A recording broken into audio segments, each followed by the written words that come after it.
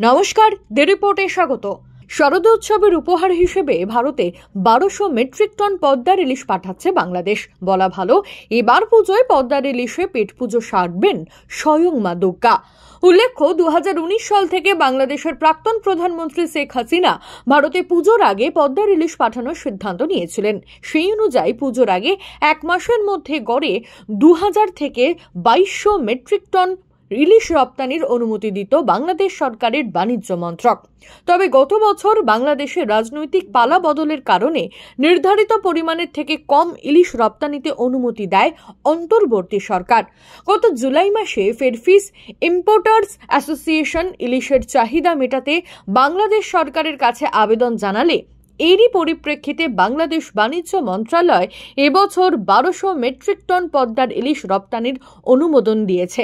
সবকিছু ঠিকঠাক থাকলে আগামী শনিবার থেকে পেট্রাপোল সীমান্ত পেরিয়ে ভারতে ঢুকতে পারে ইলিশ ভর্তি truck.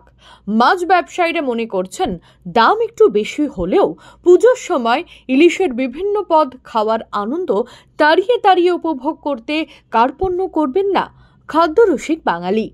Shyamal Pal, the report, Kolkata. জয় হিন্দ।